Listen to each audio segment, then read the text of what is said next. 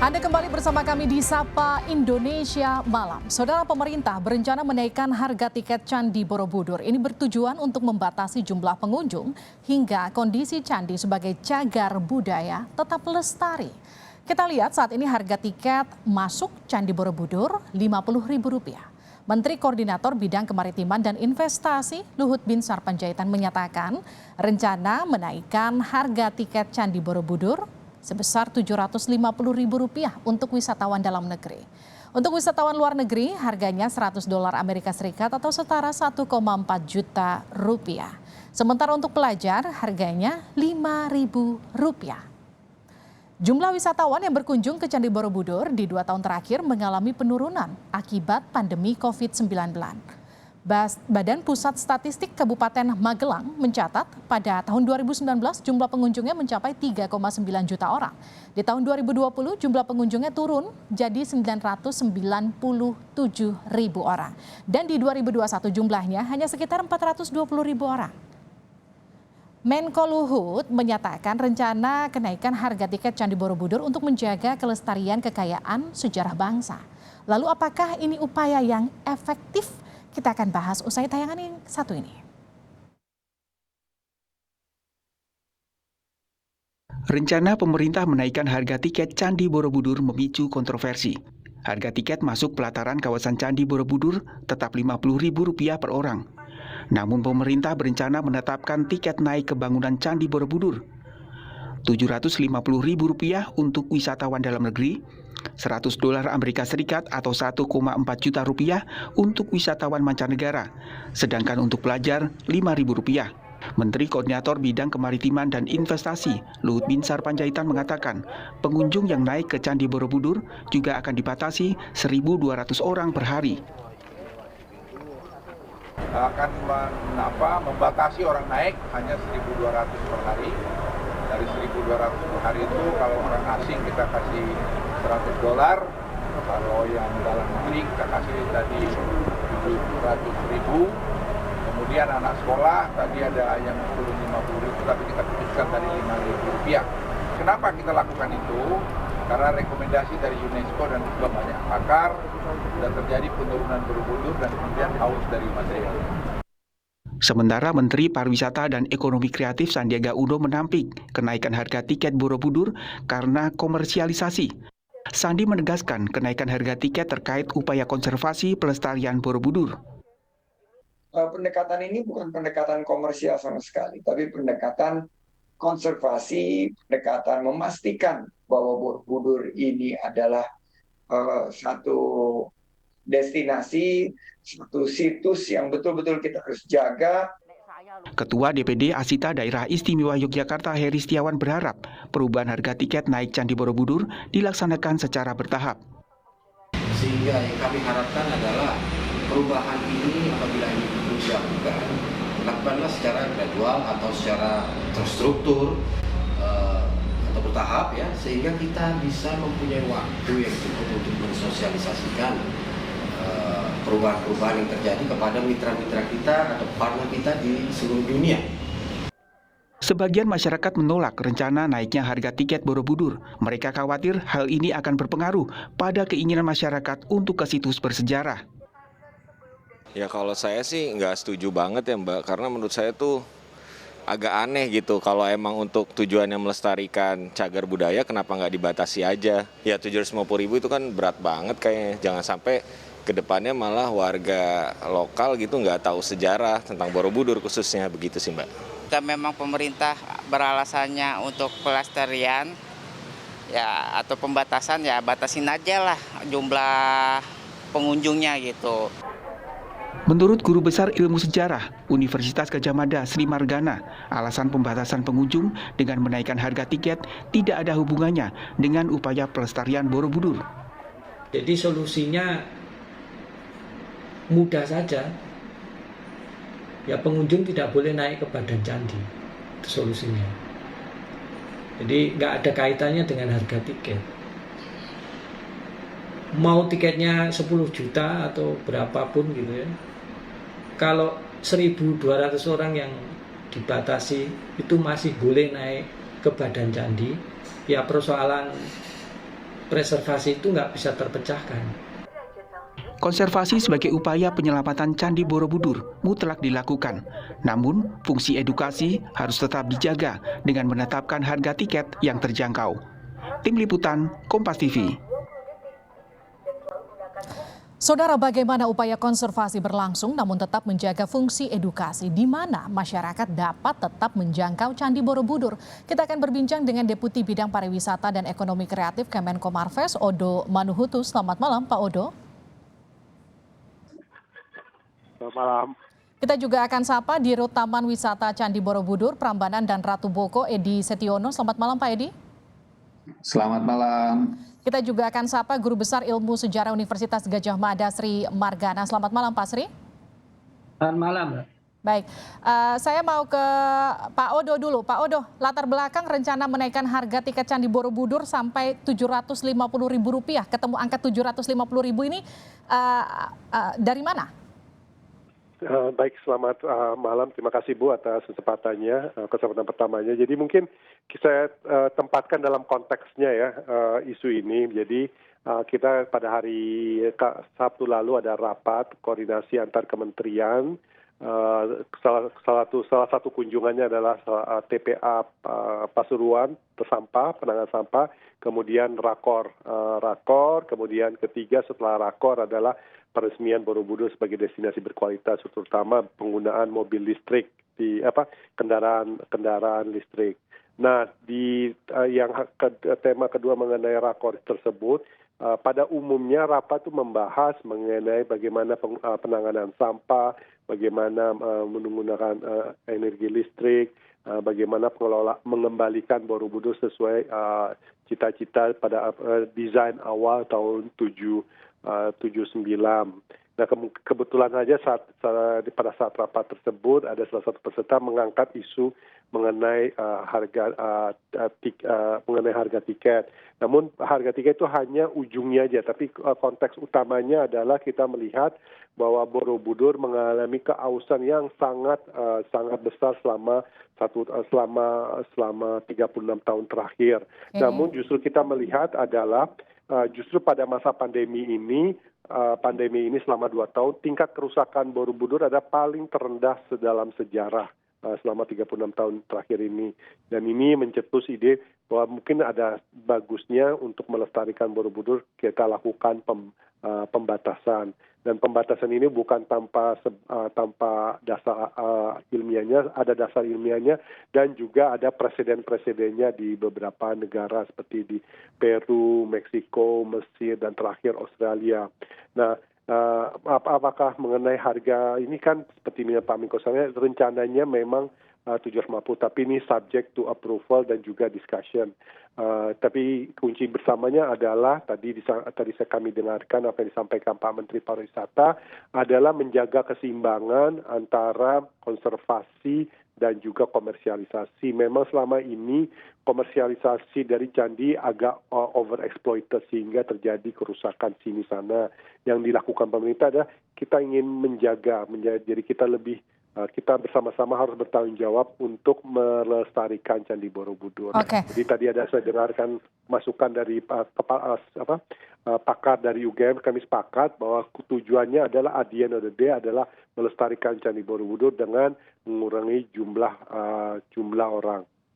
Baik, Pak Odo, ini mengejutkan dan juga kemudian membuat banyak orang pasti bertanya-tanya, angka Rp750.000 dari Rp50.000 itu lompatnya tinggi sekali. Kalau jadi kita bicara soal, baik? Bukan seperti itu, Bu. Jadi harga masuk tetap seperti sama Rp50.000, betul. Ya, hanya membedakan kalau pas naik. Nah, itu usulan dari ke arah stupanya, betul.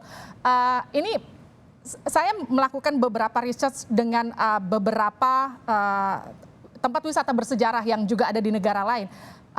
Kalau memang Rp750.000, artinya hanya satu tempat wisata yang juga standarnya sama ke daerah, kalau kita di Candi Borobudur daerah stupa, kalau di Kolosium tuh ke daerah floornya mereka itu Rp760.000. Sisanya di tempat wisata negara lain hanya sekitar Rp200.000, Rp400.000. Artinya pertimbangannya seperti apa ini Pak? Maksud ini yang kemudian jadi pertanyaan. Saya kira mungkin kalau harus lebih risetnya lebih luas ya. Kalau ke Machu Picchu itu $78, kalau ke Chichen Itza yang di di Meksiko itu kan di Meksiko itu kurang lebih 60-70. Di Meksiko walaupun bayar $60-70 tidak bisa menaiki candinya, hanya jalan sekelilingnya aja. Tapi mungkin sebaiknya sih jangan terpaku pada isu harga. Jadi kalau kita lihat beberapa negara, tujuan akhirnya adalah konservasi. Dan supaya ekonominya jalan, makanya ada tarif-tarif tertentu. Jadi itu pertama. Kedua adalah ini harus ada peranan, dan kita mendengarkan masukan dari para pakar, adalah seharusnya dikembangkan atraksi-atraksi lain di sekitar kawasan Candi Borobudur. Jadi masyarakat ketika datang ke kawasan Candi Borobudur bukan terfokus pada Candi Borobudur. Candi Borobudur lebih sebagai kailnya untuk mendatangkan wisatawan, kemudian dipecah dengan berbagai atraksi seperti museum, kemudian kegiatan seperti maraton, kemarin 1 bulan lalu festival jazz Balkondes, kemudian seperti Kemenparekraf tahun lalu mulai menginisiasikan travel pattern di mana kita melalui beberapa jalur pedesaan seperti kita kembali seperti masa pada saat Borobudur dibangun. Jadi kuncinya adalah mengurangi jumlah orang naik candi, pada saat sama menciptakan atraksi-atraksi baru. Justru nilai manfaatnya dari atraksi-atraksi baru yang diciptakan tersebut, di mana teman-teman TWC yang mempunyai tanggung jawab hal tersebut. Baik, ada juga semangat soal konservasi di sini. Saya mau ke Pak Edi. Pak Edi, bagaimana kondisi Candi Borobudur sekarang saat ini? Penurunan dan juga pengikisan batunya seperti apa? Ya, terima kasih ya. Jadi memang kunjungan wisatawan sebelum masa pandemi itu kalau kita bikin average kurang lebih sekitar 10-11 ribu per hari. Ya, dan ini sudah memberikan dampak kepada fisik bangunan. Jadi di beberapa bagian batunya sudah mulai terkikis gitu ya, sehingga ini menjadi concern kita bersama. Kami dari Taman Wisata Candi selalu berkoordinasi dengan Dirjen Kebudayaan sebagai otorita yang mengelola, yang bertanggung jawab terhadap Candi Borobudur tersebut. Kita bersepakat agar kunjungan ini dievaluasi. Dan kebetulan di masa pandemi naik ke bangunan candi. Jadi selama ini memang hampir 2 tahun terakhir wisatawan hanya sampai di pelataran. Hanya karena memang ada tuntutan ya, harapan dari lapisan masyarakat agar akses diizinkan kembali. Oleh karenanya pembahasan ini menjurus ke arah penerapan kuota. Jadi kuota ini adalah jawaban atas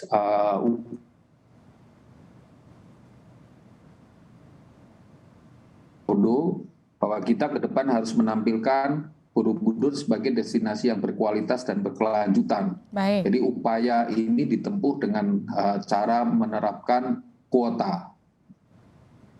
Artinya kalau kita bicara dengan kuota, pembatasan itu juga bisa jadi opsi seharusnya, tidak juga semata-mata soal menaikkan harga. Begitu kira-kira Pak Edi?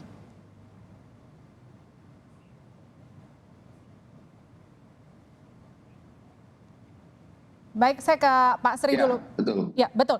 Jadi Anda setuju? Jadi kita fokusnya adalah bagaimana upaya konservasi ini yang harus kita kedepankan. Baik, saya ke Pak Sri. Pak Sri, tanggapan Anda terkait rencana pemerintah seperti apa?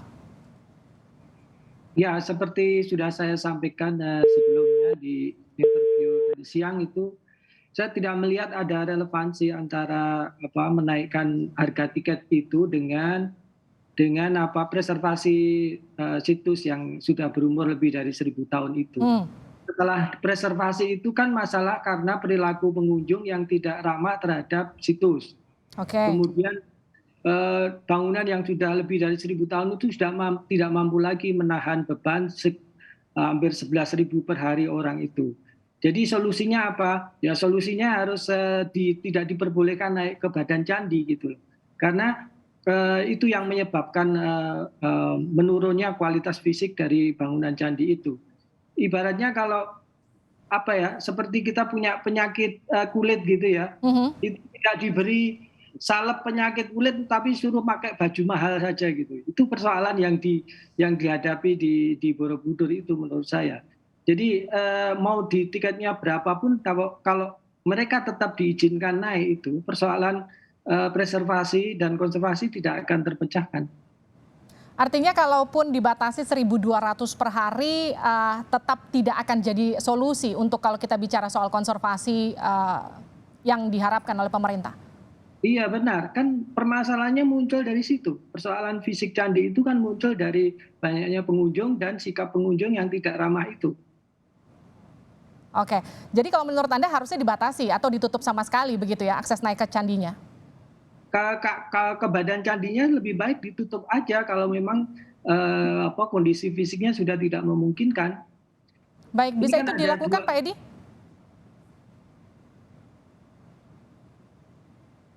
Jadi saya kira kita berbasis pada riset ya, telah dilakukan riset oleh rekan-rekan dari Balai Konservasi Borobudur bahwa ada ruang yang memperbolehkan ya orang untuk berada di atas bangunan itu kurang lebih sekitar 128 orang dalam waktu yang bersamaan.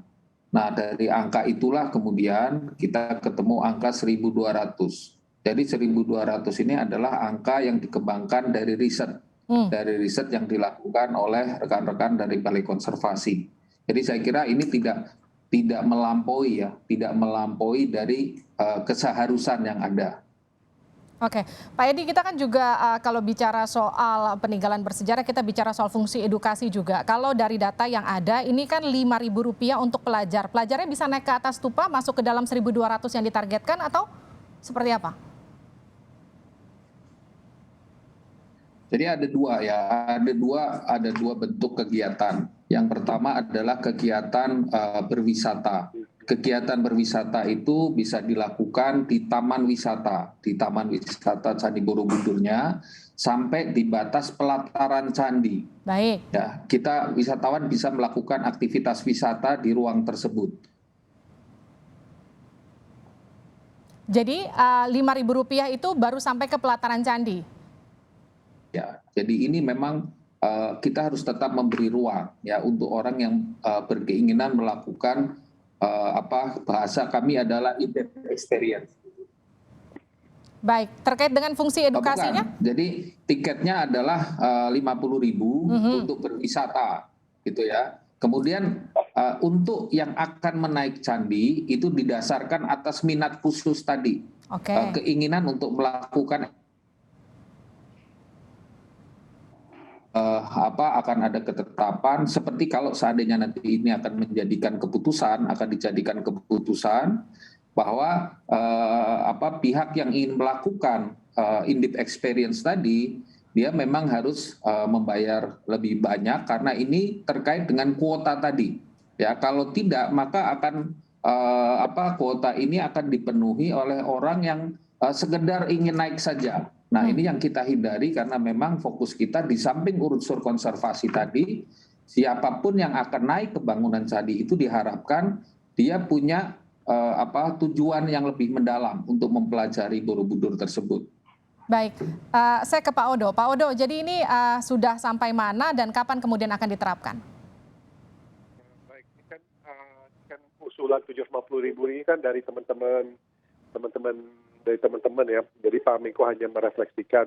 Tapi saya kira yang penting jangan terjebak dengan isu biaya, tapi adalah upaya kita pertama mereduksi jumlah orang, dan kedua adalah bahwa selama bertahun-tahun memang upaya dari teman-teman di lapangan lebih menjual tiket masuk ke Borobudur daripada membangun atraksi-atraksi baru sehingga memecah konsentrasi pengunjung. Jadi tadi kan disampaikan ada 4 juta orang yang datang ke Borobudur dan terus meningkat, apalagi GDP per kapita dari kita akan naik pada 2030 menjadi 9.000, artinya kelompok kelas menengah akan banyak, orang akan lebih banyak berpelesir dan lain-lain. Nah, untuk itu peranan dari TWC adalah untuk menciptakan kegiatan-kegiatan atau atraksi-atraksi baru sehingga orang tidak terfokus ke Borobudur. Nah, kalau kita lihat seperti di Malaysia atau di beberapa negara adalah ketika kita ke Eiffel atau ke Big Ben di Inggris, yang dilakukan adalah ya Big Ben sebagai magnetnya, tapi ketika orang datang ke sana justru didisperse dengan berbagai kegiatan, apa ada konser, apakah ada tempat restoran dan lain-lain. Dan itu yang belum dikerjakan, belum optimal dilakukan. Saat ini kalau kita lihat dengan adanya PT Aviasi dan Pariwisata mulai mengembangkan beberapa atraksi seperti Jazz Festival, kemudian kegiatan di balkon dan jadi masyarakat ketika datang ke sana bukan fokus ke Borobudur tapi ke beberapa tempat. Dan ini data yang kita lihat adalah jika kita bandingkan antara Indonesia dan antara bagaimana penanganan heritage site Indonesia dan Australia, justru kalau di Australia orang kerja ke Borobudur paling maksimum satu malam dan 48 jam, maksimum 48 jam. Kenapa? Karena tidak ada atraksi selain Borobudurnya. Bandingkan dengan Australia, justru orang ke heritage site-nya bisa sampai 7-8 hari. Artinya apa? Artinya mereka bisa menciptakan kegiatan-kegiatan yang menarik sehingga orang ingin berlama-lama. Nah, ini ada contoh baru 1 bulan lalu, ada kegiatan maraton di Borobudur. Apa yang terjadi adalah tingkat hunian dari homestay atau sarunta atau balkondes adalah sampai akhir Juni penuh terus. Kenapa? Karena ada kegiatan-kegiatan di luar kawasan. Jadi perlu melakukan inovasi dan teman-teman TWC mempunyai kewajiban untuk menciptakan inovasi membuat kegiatan di luar kawasan. Instead hanya bergantung pada penjualan tiket. Baik. Terima kasih telah bergabung bersama kami Deputi Bidang Pariwisata dan Ekonomi Kreatif Kemenko Marves, Pak Odo Manuhutu. Terima kasih juga Dirut Taman Wisata Candi Borobudur, Prambanan dan Ratu Boko, Pak Edi Stiono, dan juga Guru Besar Ilmu Sejarah Universitas Gadjah Mada, Pak Sri Margana. Terima kasih telah bergabung bersama kami di Sapa Indonesia Malam.